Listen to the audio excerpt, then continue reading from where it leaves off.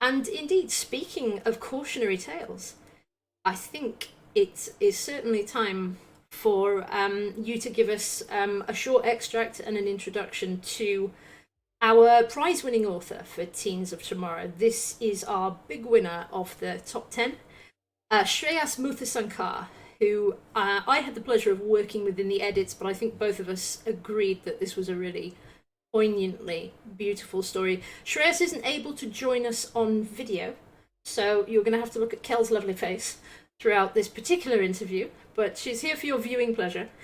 And I shall let Kel give you an introduction, and then we'll bring Shreyas in for a chat. The Brief Death of Aparna, and it's a story of a young Brahmin boy called Ram and his response to a 17-year-old girl from his school being murdered.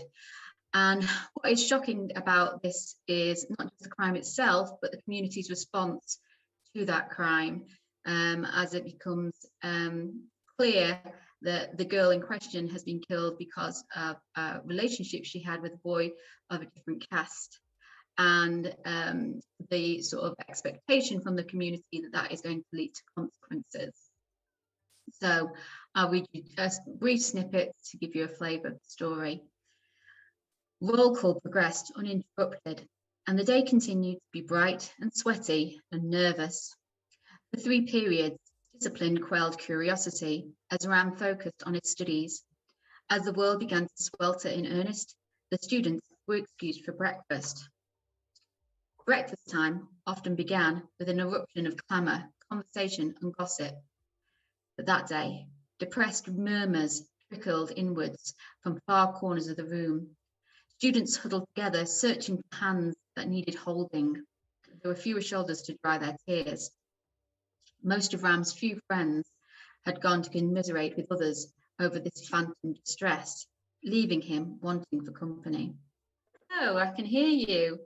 Hello. I'm sorry I'm not joining on video because the camera's terrible and my face is also not good. That's okay, whatever you're comfortable with. Yeah. So should I say how are you, I guess? How are you? I'm good. I'm doing well. It's sweaty, but all right. As we said leading into this is my first time chatting with you, Shreyas, because obviously it was Kim that worked primarily with you editing this story for the collection, though we both read all the entries, and we certainly read in detail the ones we were considering for the winning entry, and it was one of those things where we both felt very strongly about this story. And one of the things that we really wanted to have in this collection in general were stories of young people looking for social progress and social justice. And obviously that's a really strong theme running throughout your story. And what was great about it is that obviously there's a lot of social justice movements going on at the moment, but there's a lot of them that are, I'm sure you might agree, are attuned to just like Western society. And there may be a lot of other movements going on in parts of Asia and Africa. We have some African stories in this collection as well, which are just as pertinent and just as vital, and maybe even more vital, that don't necessarily ever get the same attention. So can you start off by talking to us a little bit about where, when you saw the prompt for our Teens of Tomorrow competition, what drew you to be inspired to write this story? It was about well, the prompt was basically, problems that are near, our generation is going to face. And as having grown up in India, one of the things that was always sort of around me, but not quite directly influencing my life personally, was caste. My friends, they're quite pointedly aware of, of what identity a particular person possesses, whether or not they belong to a particular community and such. So, and that was quite, it was always around me, and that was always something I wanted to write about, but I never quite had the opportunity because I might get shot. but also because I'm joking, but also not. Yeah. But there was also the fact that I always felt that I wasn't quite in the right position as a narrator, because as a Brahmin and also having been influenced by Western media quite a lot, I always felt that I was a bit unqualified to talk about it, until I saw the prompt and I thought about, the perspective that I could offer, and it allowed me to reevaluate it, whether or not my perspective had any value, or if there was something I could offer that perhaps, a more biased opinion might not. So in that sense, it was quite an experience for me to write it, and sending it over was quite an ordeal mentally as well for me. So I hope you feel validated by how well it's done in this competition, because it was immediately something that it did feel like a story that was risking a lot, and voicing things that the entire tone of the story is about characters who, particularly the younger characters in the story, they obviously feel this disquiet and obviously feel this injustice over what has happened to this girl, but no one's voicing it, and there's almost this sort of suppression of emotions throughout the story, which is really powerful. And even the smallest sort of voices and movements against that way of life, and from characters like this. If I can talk a little bit about the story without giving too much away, it mainly revolves around this friendship between the two boys, Ram and Ved, and the Ved character is a little bit more outspoken about his feelings about what's happened, and ends up becoming the more rebellious perspective.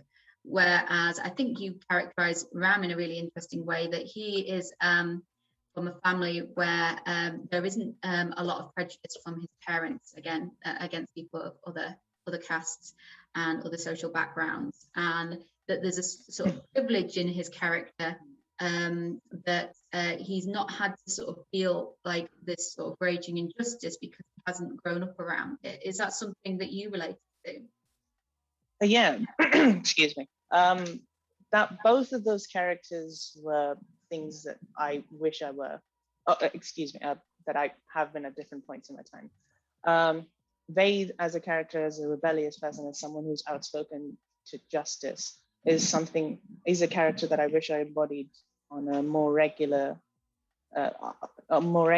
But at the same time, I find myself just genuinely so apathetic at the amount of tragedy that I am surrounded with, and I always want to be a bit more active, but at the same time, it's also so hard for me to voice anything out when I feel that it might not affect change, and that fear has always been there. So they're both the perspectives that I've had at different points in my life, and they're both perspectives that I wanted to explore, because I'm at different.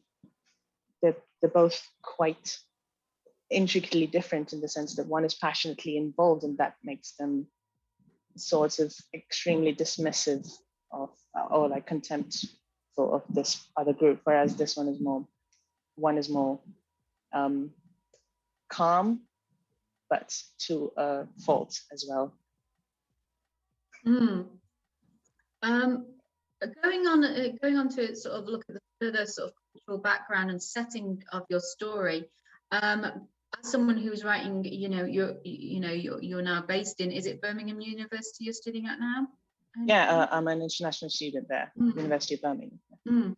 So obviously you're writing a story that's set in India and sort of orientated around the caste system and the culture, which you're very familiar with, but writing, because this is a global competition, you're writing for like a global audience. How have you found writing about these issues? You may have written about them in stories besides the one of ours, and highlighting issues that like particularly teenagers may not even be aware of going on, and these sort of ingrained prejudices that exist in other countries they may not even be aware is going on. Is that something that you found hard to sort of communicate through your fiction, or even just through communicating it in real life interactions? It definitely was hard to talk about the significance of caste in India, because I feel like it's just kind of like racism, but it's a lot more complicated than that, because essentially it's communities that hate each other for arbitrary reasons. Almost, they seem arbitrary, but that's something that I definitely struggle to convey. This is sort of also why that I went down the love stories route, where this woman is murdered because she had a relationship with a man from a different caste. And that's sort of the whole point of the story, because to me, it was easier to ground caste in something that people can relate to. Because, forbidden love is a prevalent concept. But I thought, if I can ground, freedom to love someone I want to love in caste, then that would be a bit easier to convey the significance of it. Mm. I don't think I've done an exceptional job in conveying the entire intricacies of caste and all that, but I think what I try to do is talk about the basic freedoms that you are denied for entirely arbitrary reasons, obsolete reasons, you might even say. Mm. Yeah, I mean, it's kind of that kind of the forbidden love thing. It's kind of got that vibe at first of like a Romeo and Juliet story, only without the sort of obviously in Romeo and Juliet, where the young protagonist, the death and the loss of young sons and daughters. That is what like leads to a sort of reflection of like, oh, this is so terrible that we let these arbitrary things bring about the death of our children. And what's actually, you think, more shocking and more like gut-wrenching about your story is, instead of that kind of attitude and that sort of desire for change and the desire to sort of amend their ways, it's almost this attitude of well, this was going to happen, she brought it on herself, and there's this sense of victim blaming, which is really quite horrifying. It is kind of, yeah. Not kind of, absolutely it is. It's hard, I guess. About the victim blaming thing, it's got a lot to do with the way women are viewed in castes, in Hindu culture, where they're supposed to represent something of the family, and they're not given agency. Their identity, the personal identity, is completely precluded by the identity that what they embody as a member of a particular community and as a member of their family. And because they are almost entirely an object, essentially, in their family, their death or their failures, it's not seen as a tragedy, because it's not the loss of a human life, it's the failure of a mechanism almost. And that view is absolutely tragic, and it's sort of, I'm getting depressed talking about my own story, so I think I've conveyed it to an extent properly. But it is almost like you do convey the humanity of the girl that's died as well, because it's not just that she had this romance. You also talk about her wanting to be an engineer and having ambitions beyond just being a wife, which I think is a really important thing, and actually it does give it that more feminist element of like, even if she might have come from a family who only saw her as being worthy as someone to be married into the right type of marriage with the right type of person, she actually had a lot of her own personal ambitions, and that's just it. Makes it a bigger tragedy, but it also it is a way to sort of highlight the real problems with those attitudes and those very narrow parameters. Yeah, it was important also to talk about that because it was sort of semi-based on personal experience, the kind of things I've heard my friends say about caste and such. Because arranged marriages are typically how women get married. I should say married off, because that's the phrase that she used, a friend, and she says all these things about how she'll get married and then she'll break the chain of hatred at her and she'll have a child that won't suffer like she has to. Like, it's a foregone fate, and it kind of got me angry when I heard that. So I was like, I just wanted to slap her. But at the same time, it's also very frustrating to be that powerless in the face of something that does not change with logic or time. Speaking of a sort of voice of change in the story, there's a very poignant scene with, I think it's a taxi driver who speaks about this being a problem with the older generation, and that there's a younger generation that are coming in, and they don't have to think the same way, they don't have to feel the same way, they don't have to play by the same rules. So can you talk a little bit about that scene and how you felt about that scene? That scene, it's an interesting scene because it's a view that I personally have. So perhaps it's not entirely, right to call it a point of view, because it might just be an opinion that I said, just snuck in, like sort of sneakily.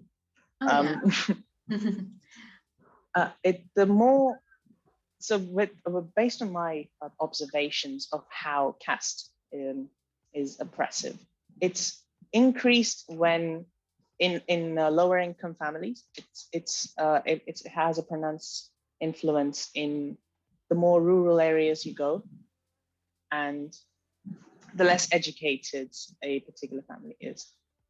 And it usually ties in that the low income families are also not very educated. When these, as people are born and they are educated, because by law they have to be educated up to a certain point, they have to go to high school and they are mandated by law to be educated. They become more exposed to liberal ideas. And it's the goal of the government, I guess, to get more people into cities and working, because that means more income and economic growth and all of that. And that's the capitalist side of it. But at the same time, it's also good in that it breaks the monopoly of this obsolete way of organizing your life around this. It's significant in the villages because it's sort of removed from the government's influences, in the sense that you have a village panchayat, which is sort of like the village head. And the village head is required to sit on any and all issues raised by the citizens in the village.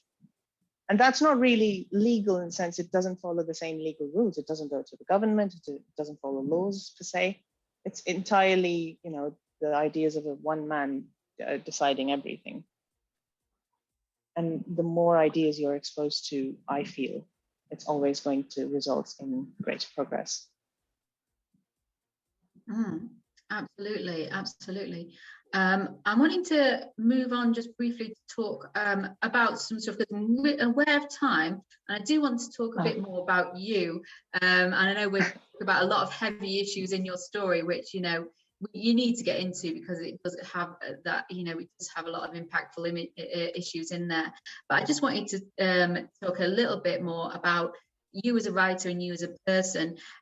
So I wanted to talk a little bit about your creative influences and how and when you started to bring, into creative writing. I've seen on your biography that you're quite you into your anime and you're into novels. So what is the sort of inspiration for you, and what got you into writing? What got me into? Okay, first of all, I should clarify. I disliked reading until I was in 8th grade. And until I was in 8th grade, my view was, I'm already studying academic stuff. Why should I read more books? And after that, I read Cassandra Clare's young adult series, The Mortal Instruments. Exactly, yeah. Yes. And that got me into reading, because the language was kind of, well, to me, it was simple. And I kept reading it and I loved it and I loved the experience. And then I read Brandon Sanderson's Mistborn trilogy. And this I only ever read when my family and we went on vacation. So that was a very short period of time taken out of a year, and that I would read, and then that would be the end of it. I just wouldn't read after that. And then I got started. So after I read Mistborn, I started getting into reading more novels and reading web novels and translated books. And all of these sorts of culminated in this idea that, oh, maybe I should write. And then I told my parents, and after 2 years of wearing them down, they let me study literature and creative writing, which I'm doing currently in the University of Birmingham. I've been writing short stories to submit. I have like 2 drafts currently, but yeah, I'm kind of slow writer. I still think patiently and about what I should write. Usually I write either very supposedly funny things, but it's anti-humor. So like people are reading it and like, this is not funny, haha. That's the goal, I guess. Or I write like nightmare fuel, and everyone is scared and they don't want to talk to me again.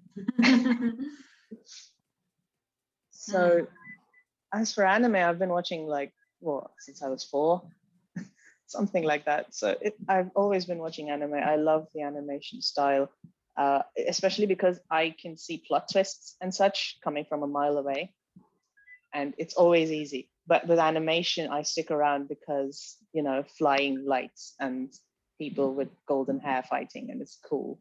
Absolutely. So, You're right. Sorry, there is a phone going off in the background. I'm not going to answer it now.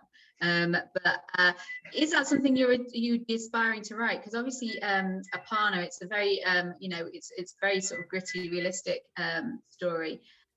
Would you be interested in writing fantasy at some point? Absolutely, I would be interested in writing fantasy. Honestly, this story is like the first time I ventured into a realistic, sort of gritty story, and I was actually quite pleased when you responded and said you liked it, and I was like, oh, I'm a good writer. You're a very good writer. It was like it was very flattering to hear that. I still think you made a mistake probably, but like there was a mix-up in the paperwork. No, we're very happy. We're very happy for that. I'm quite pleased. So yeah, this is the first time I wrote something like this. I absolutely would be interested in writing fantasy and like glowing lights and people fighting each other with swords and romance in the middle of war and such.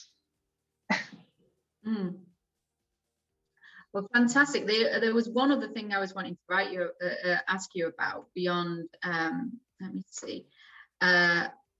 Beyond, like, sort of your future, right? It was your current writing, your current influences. You're doing a degree at the moment, and I wanted to ask what sort of interesting things have you either written or explored during your creative writing degree? Because I imagine a lot of the people watching this may be interested in, how to learn or improve the creative writing. So how are you finding doing a degree in it? Creative writing, it's absolutely the best thing that's ever happened in my life. I love the professors. I love the community that has formed around, people who want to write.